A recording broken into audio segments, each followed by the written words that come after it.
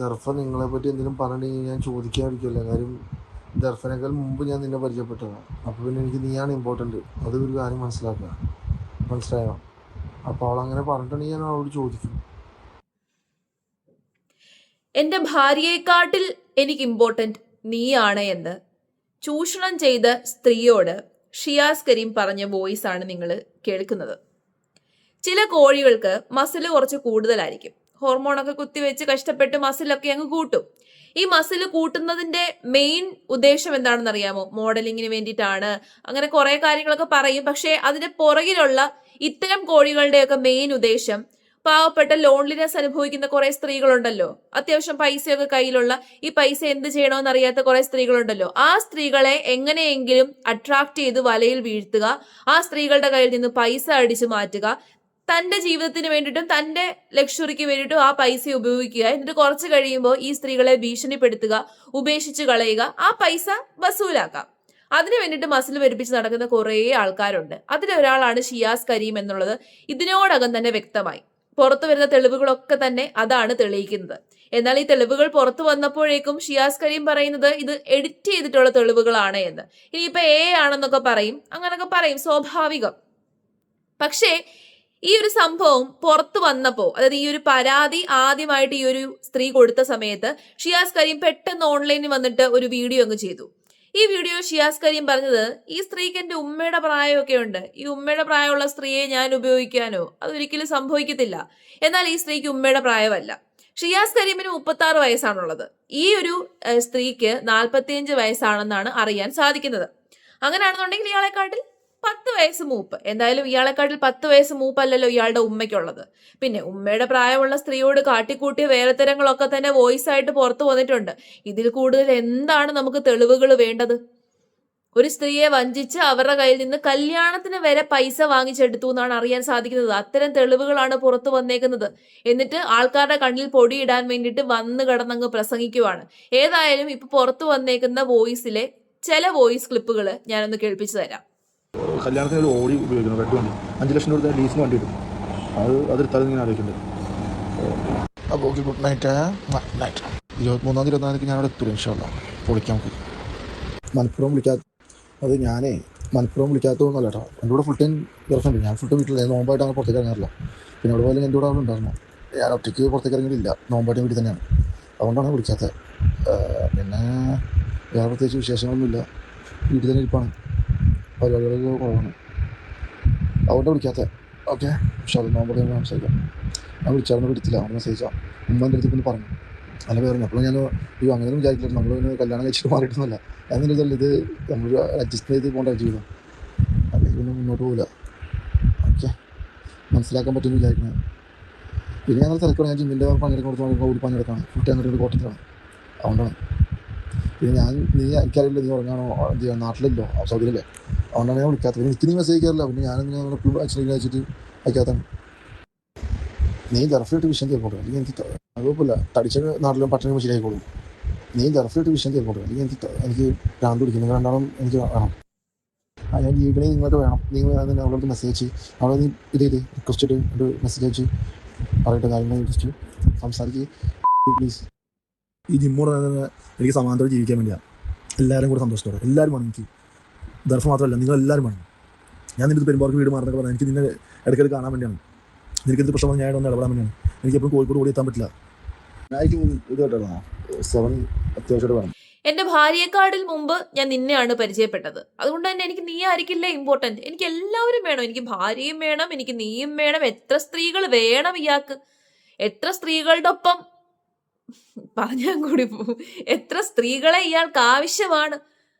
ഇപ്പൊ ഒരാളാണ് പരാതിയുമായിട്ട് വന്നേക്കുന്നത്. അല്ലാതെ പരാതിയുമായിട്ട് പുറത്തു വരാതെ നാണക്കേട് ഭയന്ന് ജീവിക്കുന്ന എത്രയോ പേര് കാണും.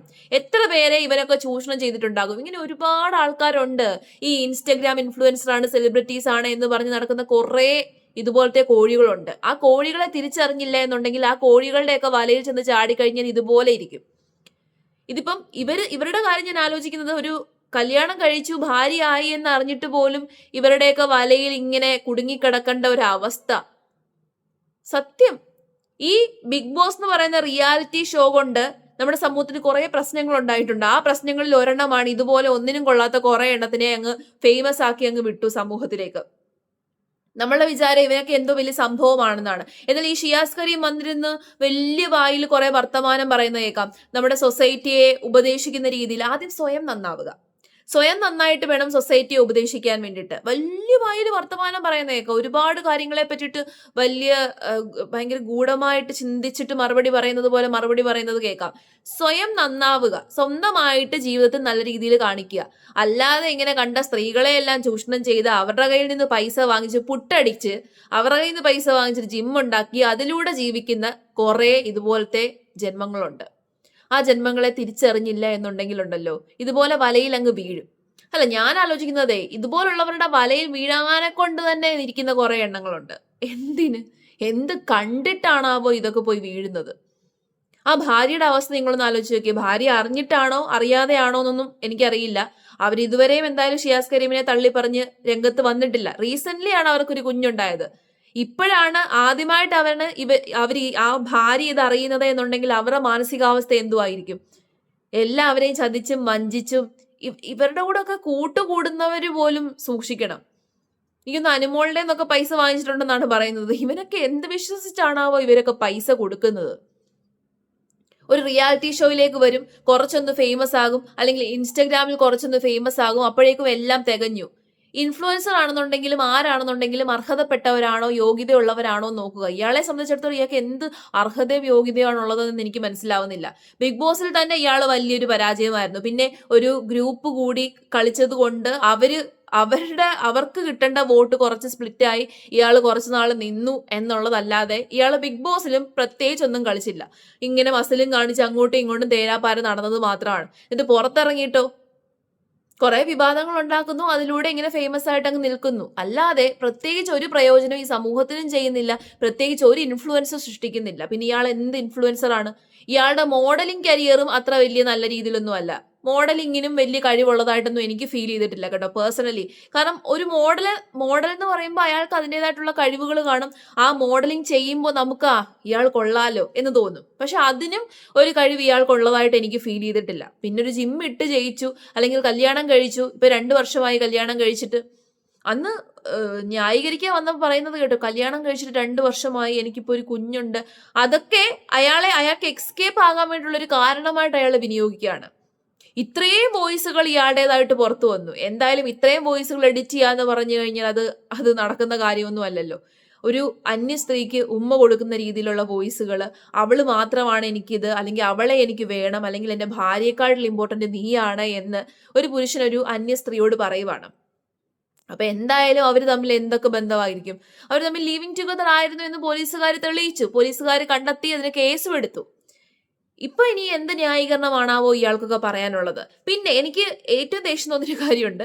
ഈ ഒരു കേസ് പുറത്തു വന്നപ്പോഴേക്കും രാഹുൽ ഈശ്വർ വലിയ വാദവുമായിട്ടൊക്കെ വന്നു. ഈ പുരുഷ കമ്മീഷൻ, പുരുഷന്മാരെ സപ്പോർട്ട് ചെയ്യുക, ഇതൊക്കെ ഓക്കെ.